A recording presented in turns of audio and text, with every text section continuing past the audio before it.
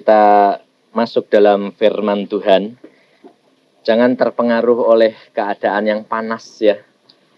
Memang firman Tuhan hari ini juga berbicara tentang kemarau. Dan saya sendiri barusan dapat firman juga di sini tadi. Tuhan berbicara dengan jelas ya. Jadi jangan diperhatikan kemaraunya ini ya. Kita buka di dalam firman Tuhan di dalam Amos pasal yang ke-8. Amos pasal yang ke-8. Mulai dari ayat yang pertama. Amos itu kitab yang hampir akhir ya, hampir habis itu. Penglihatan keempat bakul dengan buah-buahan. Inilah yang diperlihatkan Tuhan Allah kepadaku. Tampak sebuah bakul berisi buah-buahan musim kemarau. Lalu berfirmanlah ia, "Apakah yang kau lihat, Amos?" Jawabku, "Sebuah bakul berisi buah-buahan musim kemarau." Berfirmanlah Tuhan kepadaku, "Kesudahan telah datang bagi umatku Israel. Aku tidak akan memaafkannya lagi. Nyanyian-nyanyian di tempat suci akan menjadi ratapan pada hari itu. Demikianlah firman Tuhan Allah. Ada banyak bangkai, kemana-mana orang melemparkannya dengan diam-diam." Mari saudara kita berdoa sekali lagi. Tuhan, kami datang kembali di hadapan hadirat-Mu. Berbicaralah kepada kami, Allahku, karena firman ini demikian keras kepada kami. Dan apa maksud-Mu Tuhan? Engkaulah yang menguraikan dan berbicara kepada kami. Dan bukalah hati dan kepikiran kami supaya kami boleh mengerti apa yang menjadi kehendak-Mu. Supaya jangan kami terhilang dan jangan kami terbuang. Biarlah nama-Mu dimuliakan. Kalau Engkau menegur kepada kami, itu tandanya Engkau kasih kepada kami Tuhan. Dan kami sedia mendengar. Dalam nama Tuhan Yesus, kami mengucap syukur akan segala perkara ini. Haleluya. Amin. Saudara-saudara yang kasih dalam Tuhan, kita tahu semuanya bahwa siapa Amos itu. Amos adalah seorang nabi Tuhan yang diambil dari belakang gembala menjadi seorang peternak, seorang yang memeliharakan binatang-binatang. Tetapi Allah tidak memilih siapa dia. Kedudukannya apa? Bukan. Allah memilih orang yang sedia dipakai oleh Tuhan. Tidak peduli kedudukannya tinggi, tidak peduli kedudukannya rendah. Apabila pada pagi hari ini saudara ada di tengah-tengah, Tuhan hadir di sini, berarti saudara termasuk bagian orang yang dipanggil. Saudara dipanggil, saudara dipilih, tetapi tergantung daripada saudara mau tidak, sedia tidak.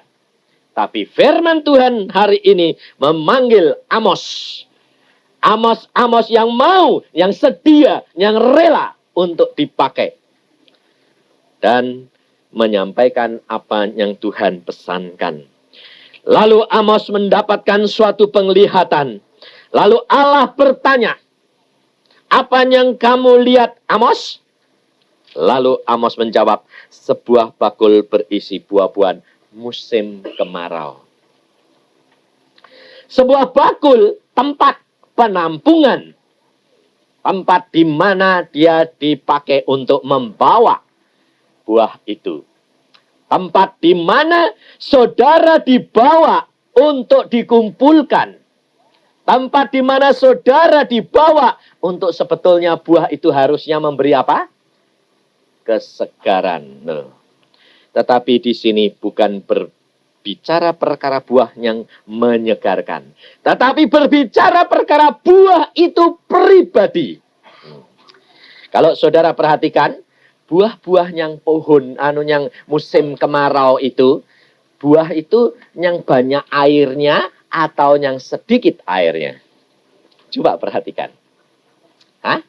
Banyak. Buah pohon dan buah musim kemarau selalu mengandung air yang banyak. Loh, malah sudah kemarau, kok malah dia nyerap air yang banyak? Iya toh? Padahal kemarau itu sebetulnya dibutuhkan air oleh semua tanaman, enggak? Semua orang justru kemarau itu kekeringan, cari air di mana-mana. Tapi buah ini, dia tidak mikirkan orang lain. Dia nyedot sebanyak-banyaknya untuk supaya dirinya jadi penampungan. Nah, yang seger siapa? Hah? Dirinya sendiri. Nah, sekarang ini dunia di mana-mana dilanda apa? Resesi, kelaparan. Kalau kemarin lihat di TV enggak? Orang-orang di Afrika sana seperti apa? Tapi di sini gemuk-gemuk. Loh, betul enggak? Saudara kekurangan enggak? Kalau lihat gitu bagaimana rasanya? Hah? Ayo, jujur, apa? Kasihan ya. Kasihan ya, tapi sampai di sini enggak? Jujur. Enggak ada. Sampai di sini enggak. Lihat, tapi hanya keluar dari mulut, kasihan ya. Tapi adakah itu berbicara di dalam hati kita? Enggak. Kenapa? Karena buah-buah itu hanya apa? Memikirkan dirinya sendiri. Sedot semua loh. Kekayaan, dapat berkat berlimpah-limpah, dinikmati. Padahal Yesus berkata apa? Engkaulah apa? Terang dunia. Engkaulah garam dunia. Yang mempunyai pengaruh. Di mana ada kegelapan, di situ ada terang yang diperlukan. Di mana ada orang yang membutuhkan, di situ kita menjadi alat untuk menyalurkan. Ini loh saudara. Firman Tuhan mengatakan begini, kesudahan telah datang bagi umatku Israel. Loh, wah, aku tidak akan memaafkannya lagi. Ada masanya di mana Allah bertindak keras dan tegas. Saudara, jangan ditipu setan. Kita kerap kali apa? Tuhan toh kasih. Allahmu itu pengasih. Berdosa sekarang, nanti minta ampun. Besok lagi. Tidak apa-apa. Allah itu kasih. Ada lagi yang berkata, Allah akan mengampuni dosamu sekarang. Dosamu yang akan datang. Loh, jadi itu sudah diimani, besok berbuat dosa lagi. Lah apa bedanya sama gini? Aku berdosa, ya sudah besok ya berdosa lagi, ya diampuni lagi kok. Apakah itu pertobatan? Tidak. Maka hari ini kita harus periksa diri. Apakah aku yang termasuk menjadi buah-buahan musim kemarau ini? Apakah aku yang sudah melihat dan menyadari keadaan yang kemarau, yang kering, tetapi aku hanya hidup untuk diriku sendiri. Kita di dalam negara yang masih bebas, saudara. Kita minum air Roh Kudus ini, minum air firman Tuhan ini dengan berlimpah-limpah. Tetapi perhatikan di negara-negara komunis. Semuanya sudah kehausan, kekeringan. Baru kita nanti dapat menikmati apa artinya air itu. Kita hanya memperhatikan diri kita sendiri. Kita tidak memikirkan mereka yang di dalam keadaan yang kehausan, dalam kepicikan. Maka dari itu saudara, kita perhatikan bahwa ada masanya di mana Allah sudah tidak memaafkan lagi. Ada. Jangan dikira bahwa Allah itu tetap ngampuni terus, tidak ada batasnya. Firman Tuhan yang berbicara, bukan saya. Bahwa kesudahan telah datang bagi umatku. Loh, Tuhan tidak berbicara perkara orang dunia, tapi Tuhan berbicara perkara umat pilihannya. Maka hari ini Tuhan memperingatkan kita bahwa apabila nanti Tuhan sudah habis, keputusannya sudah dijatuhkan, habis kesabarannya. Padahal Tuhan mengatakan apa? Kesabaran dia itu seperti, jauhnya seperti apa? Dari timur ke barat. Ada batasnya enggak? Nah, tapi kok ini bilang kesudahannya telah datang, aku tidak akan memaafkan lagi. Ini bukan karena Allah tidak sabar, tetapi akibat daripada dosa yang tidak diberhentikan. Karena apa? Karena kedegilan daripada hati dan pikiran kita. Kita dilahirkan sudah membawa sifat-sifat berbeda, betul enggak? Kemudian semuanya sifat-sifat ini ada yang baik, ada yang tidak. Tidak ada orang yang sempurna, itu tidak ada. Tetapi mungkin saudara pikir gini, ya itu orang kaya-kaya itu. Orang miskin yang egois itu lebih banyak. Orang kaya yang egois ya banyak. Jadi sebetulnya firman Tuhan itu merata. Karena Tuhan itu tidak melihat apa yang diberikan, tetapi melihat hatinya. Yang miskin. Tetapi kalau lihat penderitaan begitu, hatinya tergerak, dia berdoa. Itu persembahannya. Tetapi kalau orang kaya, malah lipat 2 kali yang dituntut. Hatinya tergerak, dan juga harta bendanya. Ini loh. Iman dan perbuatan. Tapi kalau orang yang miskin memang tidak punya apa-apa, itu dituntut apa? Hah? Iman, ya. Menjalankan, ya. Berdoa. Dikira berdoa itu tidak besar. Oh, doa itu besar khasiatnya. Maka dari itu, kita diajar oleh Tuhan, jangan melihat manusiawi. Jangan melihat apa yang diberikan. Tetapi Tuhan mengajar kepada apa? Hati kita. Kita pribadi demi pribadi bertanggung jawab kepada Tuhan. Bukan bertanggung jawab kepada manusia. Firman Tuhan selanjutnya mengatakan, nyanyian-nyanyian di tempat suci akan menjadi ratapan pada hari itu. Bukan hari ini loh. Jelas toh? Pada hari itu. Jadi sekarang belum musimnya. Belum datang. Tetapi akan tiba.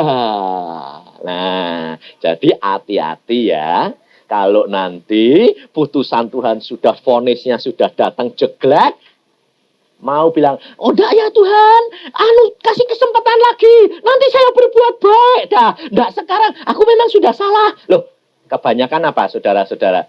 Kalau sudah dipukul Tuhan, uang anunya habis, kebakaran, atau jadi sakit, barusan sadar, aduh ya Tuhan, ampun, kasih kesempatan lagi ya, kasih kesempatan lagi, sedikit saja, ya lah. Coba, saya kerap kali kalau melayani itu, banyak orang yang justru dipanggil orang yang sakit, yang mau mati. Justru yang mau mati. Dan saya tuh, sampai di Surabaya sini, di Darmo kemarin dulu, ya mau mati. Nganter orang mati pulang ke surga. Sampai saya bilang, Tuhan, ya mbok gini sih Tuhan, mau jijatmu bangkit. Tuhan bilang, kayak kowe nurut aku apa aku mbok nurut kowe? Lah. Aku bilang, ya aku nurut kowe Tuhan. Aku bilang, ya Tuhan kok di kowe kurang ajar dah. Saya tuh orangnya terlalu apa adanya. Ya aku yang nurut kowe toh Tuhan. Mosok Tuhan nurut aku? Ya sudah. Nah, Sebabnya apa, saudara? Sebab saya itu kerap kali mendengar, lama-lama agak terpengaruh. Saya tanya, bagaimana? Kamu sudah nyadari minta ampun sama Tuhan? Sudah, Pak Yusa. Saya sudah ampun, memang saya salah. Dulu saya tidak ingat Tuhan, tidak ingat anak-anak Tuhan, tidak ingat orang menderita. Tak kumpuli, tak sedot terus. Akhirnya itu tak sedot terus sampai aku sampai sekarang. Sampai kekenyangan dan ternyata membawa akibat kanker. Loh, sekarang itu banyak orang sakit jantung enggak? Kenapa toh? Loh, orang sakit jantung itu kebanyakan apa? Tekanan. Ya, tapi kebanyakan lemak, kegendutan.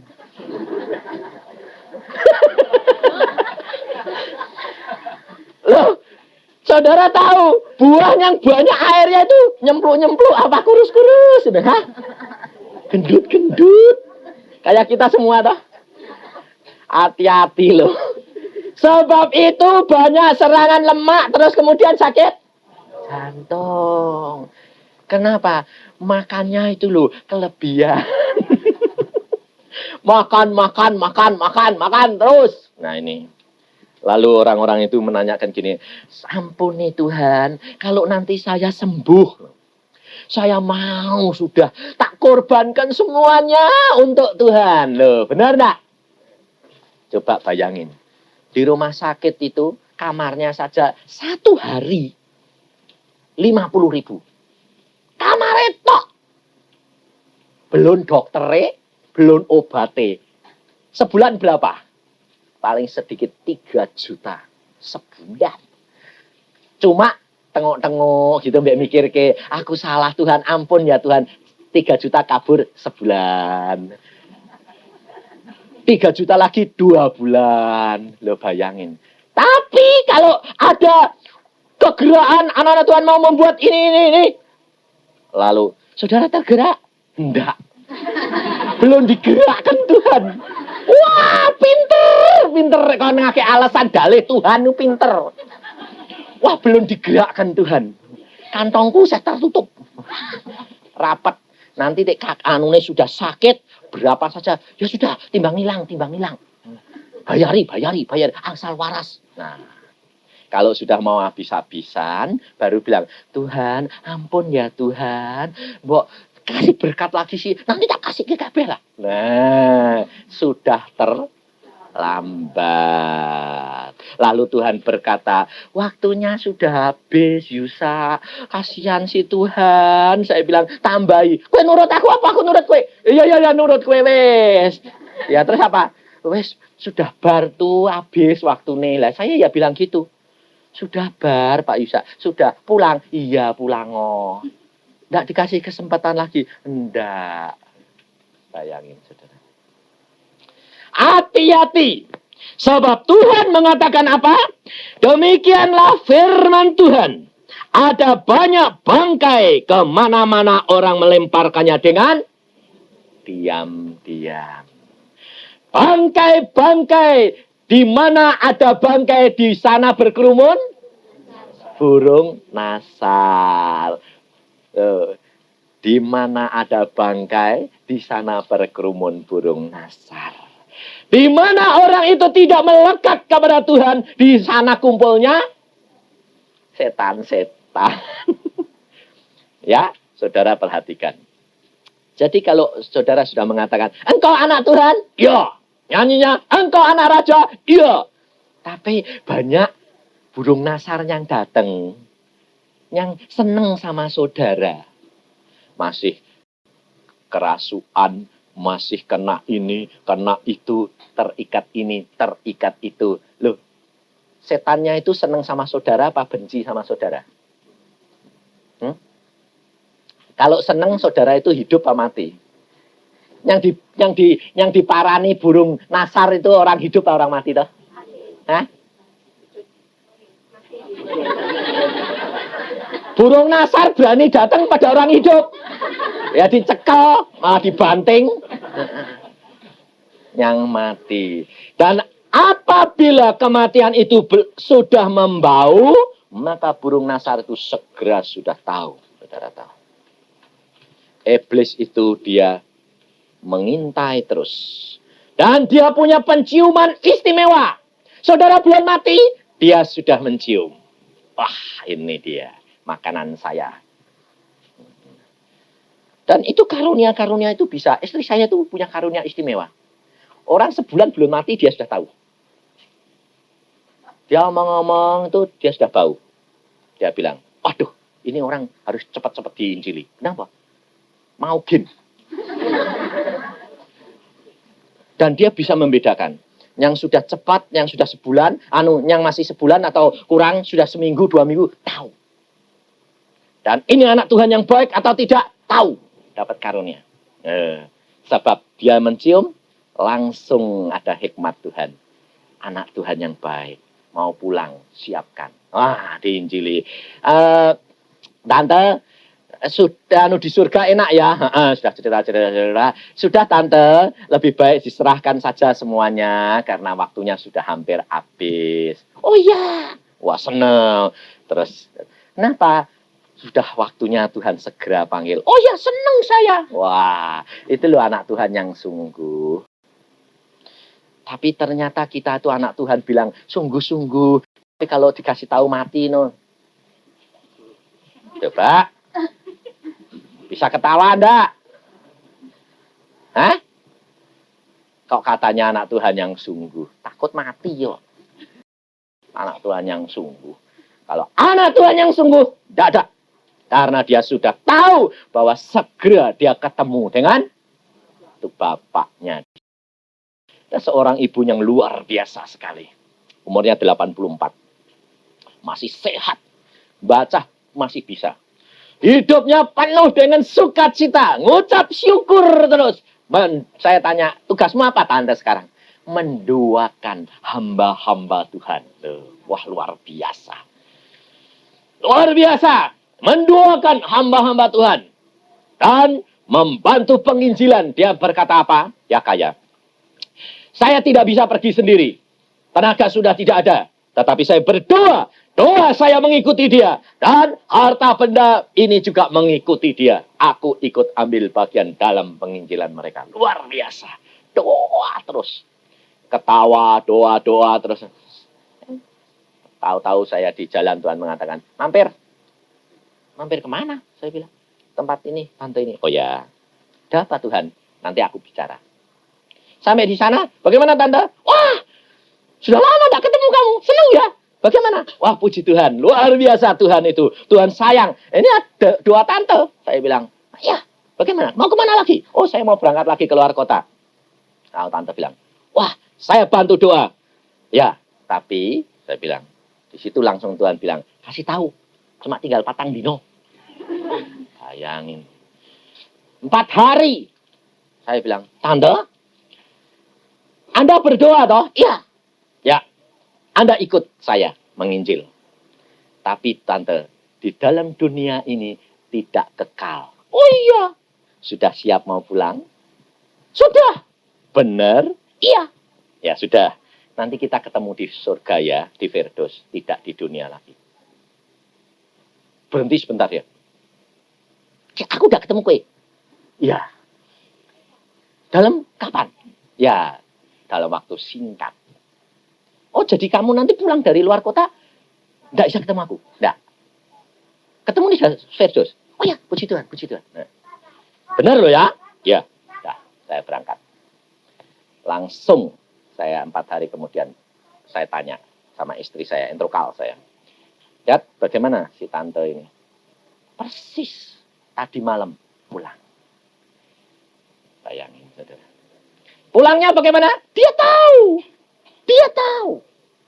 Habis makan, jalan-jalan, dia bilang, panggilin, kecuali Yusa. Saya mau pulang. Langsung dia ganti pakaian, tidur rapi. Orang belum datang, sudah berangkat. Bayangin, indah enggak? Indah. Nah, tapi kok takut? Nah ini loh saudara. Coba diperiksa diri sendiri. Engkau itu anak Tuhan yang percaya sungguh firman Tuhan apa enggak? Ayo jujur sekarang. Ternyata percaya, tapi kurang. Lalu saya tanya, kenapa kurang? Ya, hati berkehendak, tubuh lemah kok ya. Dalih pakai Alkitab itu pintar. Ayat 4 selanjutnya mengatakan peringatan terhadap orang yang menghisap sesamanya. Loh, perhatikan saudara. Dengarlah ini kamu yang menginjak-injak orang miskin dan yang membinasakan orang sengsara di negeri ini. Dan berpikir bilakah bulan baru berlalu supaya kita boleh menjual gandum. Dan bilakah hari Sabat berlalu supaya kita boleh menawarkan terigu. Dengan mengecilkan eva, membesarkan sikal, berbuat curang dengan neraca palsu. Nah, mungkin saudara-saudara mengatakan, oh itu tidak saya. Coba perhatikan. Kita kerap kali tidak mengatakan menginjak-injak orang miskin. Oh enggak, ya. Coba. Kalau ada orang minta-minta, apa jawab saudara? Yang datang ke rumahmu, ketok-ketok, dok, pakaiannya jembel. Ayo. Apa? Dengan saudara? Hah? Maklum ya, lain kali saja. Tidak ada uang kecil. Loh, yang gede yang dikasih ke? Tidak. Nah, ada orang minta-minta itu ada ngomong gini. Tidak punya uang kecil loh Pak. Ya yang besar jatuh.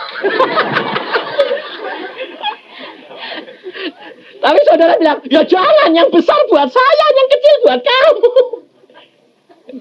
Inilah saudara. Tapi coba, kalau yang datang itu pakai mobil Mercedes.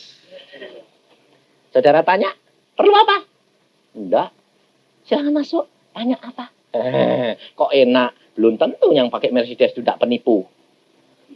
Zaman sekarang banyak penipu. Inilah saudara. Jangan kita terpengaruh oleh apa yang kita lihat, apa yang dengar. Jangan kita menginjak orang yang miskin. Tapi justru Lazarus itu diselamatkan. Orang kaya itu tidak diselamatkan.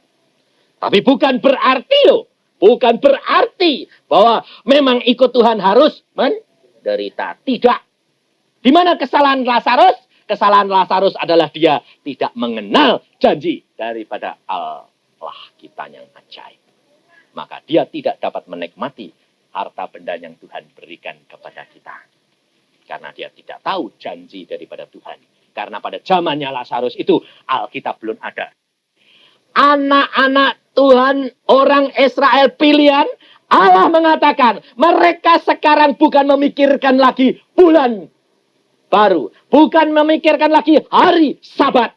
Di mana dia dapat datang menghadap kepada Tuhan. Tapi yang dipikirkannya cepat lalu. Sebabnya apa? Dagang. Duit. Jujur. Kalau pergi gereja, kerap kali dangbar lah. Mana dek pendetone khotbah ngantuk. Sedang cepet lah. Bener nggak? Kerap kali dah gereja sih dipikirkan apa coba? Tubuhnya dah gereja, pikirannya melayang. Bariki ngondio piknik. Ngajak anak-anak. Jalan-jalan. Ya dah? Terus, aduh.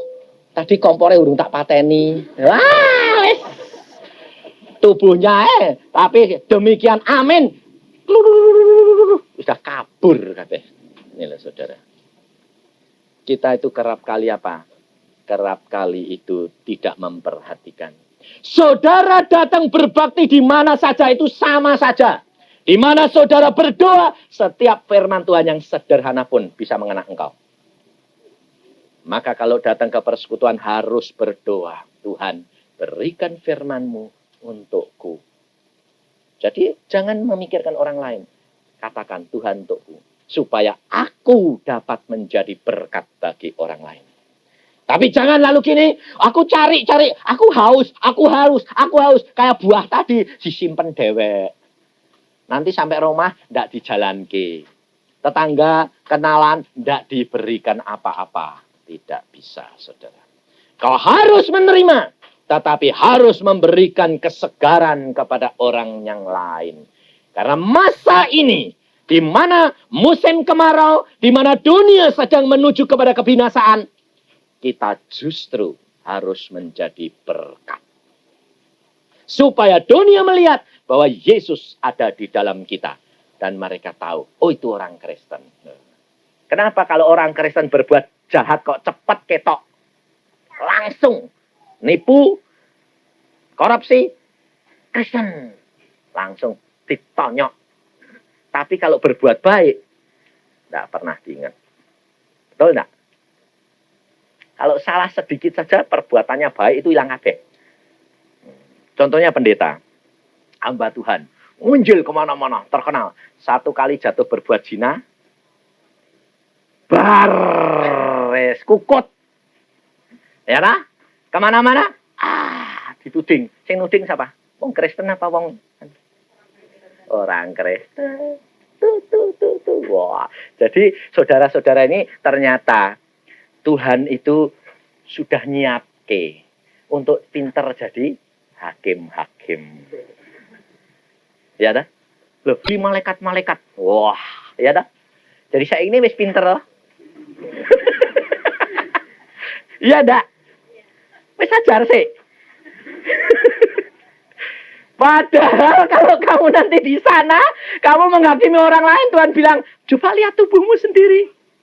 Loh, kok elek kayak gini? Saya ini hakimi, ya masuk neraka. Mau? Hati-hati loh, saudara. Sebab tiap lidah, tiap tangan, tiap kaki, tiap mata, tiap telinga akan mengaku dengan sendirinya di hadapan Tuhan. Maka cepat bertobat. Sebab di sana itu ada ada rekaman apa yang kau lakukan semuanya. Semua tertulis di dalam buku kehidupan. Apa yang kamu lakukan semua tertulis. Maka itu kalau engkau bertobat, langsung otomatis darah Yesus itu menghapus. Hilang. Yang ada yang baik-baik. Wah, ndak indah. Luar biasa Tuhan itu. Tapi kita harus belajar sifatnya Tuhan Yesus. Tuhan selalu melihat yang baik. Kita harus belajar juga melihat yang baik pada sesama manusia. Lawan kita yang menyakitkan hati kita, lihatlah baiknya dia di mana. Coba, kalau saudara mau membayangkan, melihat yang baik, maka pikiranmu, pandanganmu, cara kamu mendengar berbeda. Kalau engkau sudah negatif, omong baik pun akan kau terima menyakitkan hati. Tapi coba renungkan mulai sekarang belajar seperti Tuhan Yesus. Yang baik diingatkan. Pamannya anak ini nakalnya kayak begini. Tapi perhatikan yang baik mana. Suami, istri, teman. Oh dia punya kebaikan apa. Itu ini. Itu masukkan di dalam kamu orang diri. Oh ya dia itu baik. Ini baiknya. Jeleknya ini. Tapi baiknya ini. Ya baik. Nanti kan cara berpikirmu berubah. Akan seperti Kristus melihat Anda. Dan engkau tidak mudah tersinggung.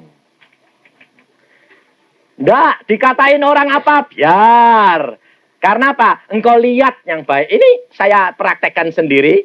Dan Tuhan itu luar biasa. Pada waktu saya di gereja, dengan istri saya, dan orang-orang persekutuan yang banyak. Yang khotbah pendetanya itu wanti persekutuan. Wah, khotbahnya berapi-api. Terus dia bilang gini, saudara-saudara, sekarang domba-domba dari gereja-gereja kita banyak yang lari cari rumput di tetangga-tetangga. Tapi saudara tidak tahu, rumput-rumput mereka itu beracun. Nanti kamu akan mati semua. Istri saya langsung ngikut saya. Persekutuan zaman sekarang, mubal kayak mau nyediain rumput. Domba-domba mengatakan hijau. Nggak taunya itu ternyata beracun. Istri saya ngikut. Saudara-saudara seiman persekutuan yang lain, lihat-lihatan. Loh, saudara gitu enggak kalau dikritik? Ayo, jujur. Hah? Gitu dah? saya disikut istri saya bilang, ada apa? Bagus khotbahnya. Loh, terus sampai setelah itu, sampai kebaktian selesai, istri saya ndak ada sejahtera. Orang semua ngumpul sama saya. Dia bilang, apa itu Pak Yusak? Gini-gini loh. Saya bilang, nah ini. Saya bilang, kamu ini bagaimana? Dengerin yang baik. Khotbahnya tadi itu bilang apa? Domba-domba banyak mencari rumput. Tapi rumput banyak juga yang beracun. Lah, rumputmu beracun enggak? Saya punya rumput tidak beracun. Jadi bukan ngomong perkara saya, ngomong perkara children of God. Lah. Lalu istri saya melongok gini. Oh iya, jadi aku tadi tidak marah ya. Iya, kue marah tidak dapat firman.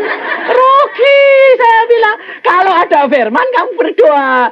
Tuhan berikan aku pengertian. Dia ngomong perkara yang sesat toh. Lah persekutuan yang sesat kan banyak-banyak. Bener toh? Lah iya, lah tapi wong kita ndak punya motif ngasih racun, ya ndak apa-apa, bukan ngomong saya. Saya nyalami pendetanya ya enak saja. Khotbahmu bagus, istri saya bilang bagus.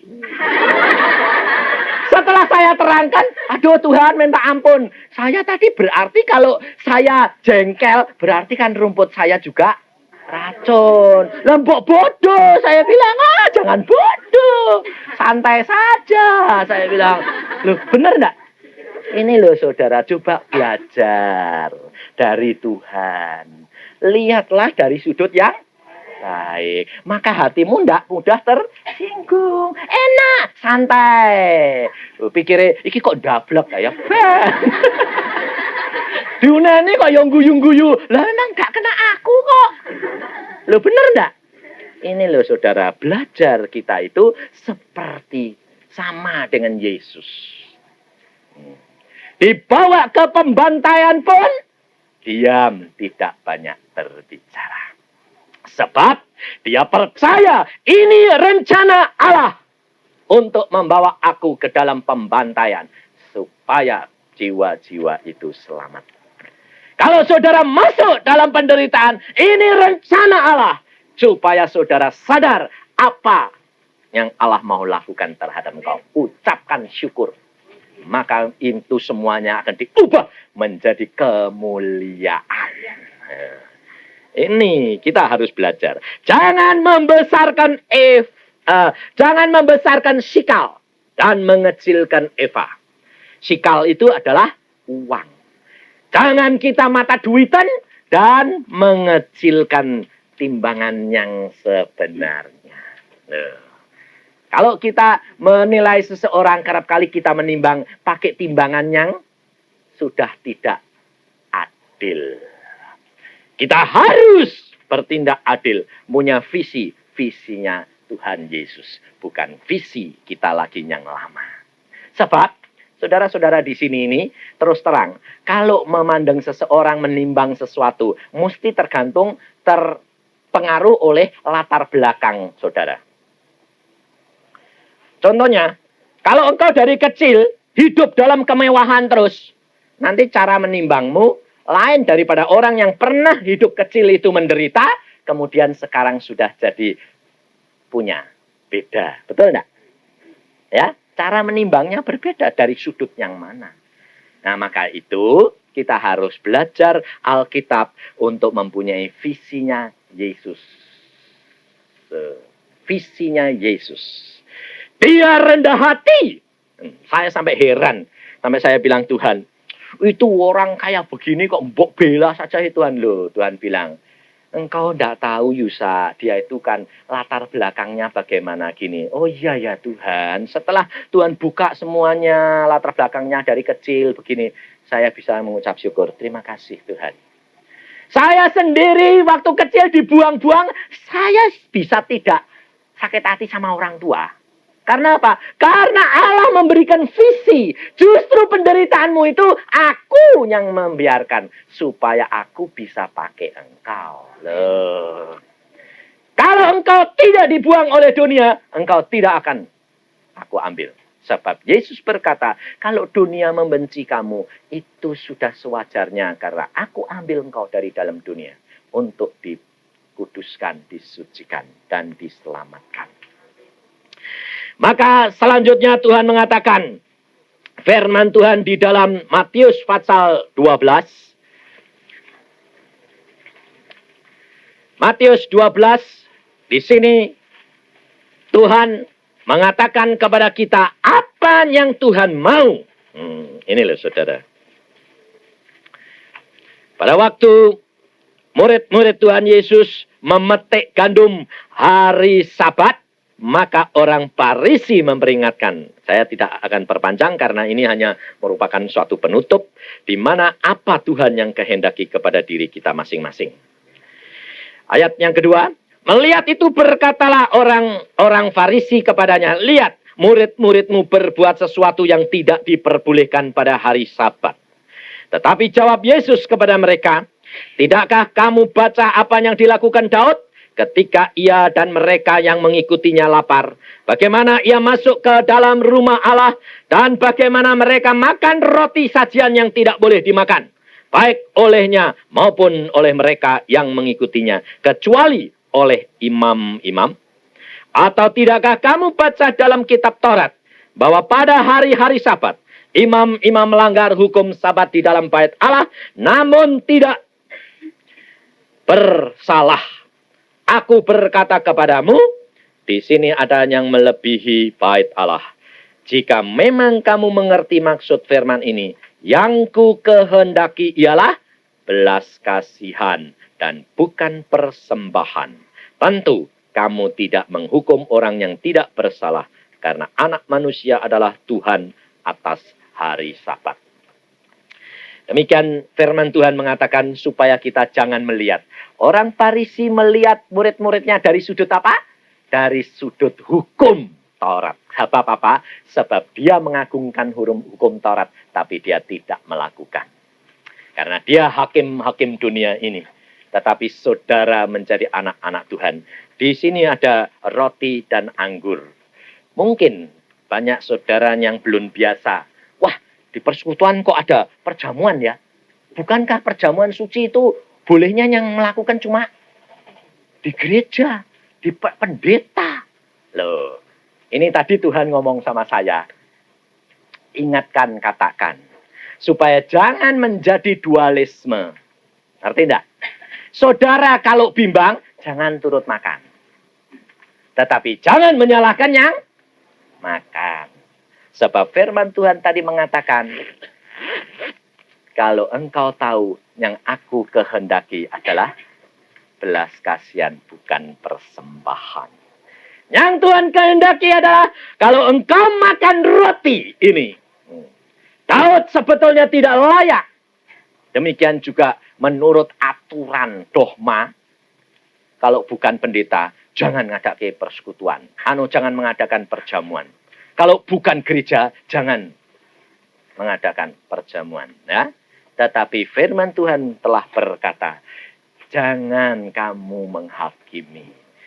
Mereka makan roti kudus. Kalau orang itu orang pilihan. Daud, orang pilihan. Meskipun secara dunia tidak layak. Tetapi secara Allah melayakkan segala sesuatu. Maka dari itu saudara, apabila nanti pelayanan perjamuan diadakan, engkau pribadi demi pribadi tanya, berdoa. Kalau engkau takut dengan dogma, ya jangan makan. Tetapi jangan juga menjadi corong lu. Wah, di sana aku turut perjamuan. Wah, terus ngomong sama pastore sama pendeta nih. Lah, nanti jadi apa itu? Nanti sana marah. Nanti yang kena marah siapa?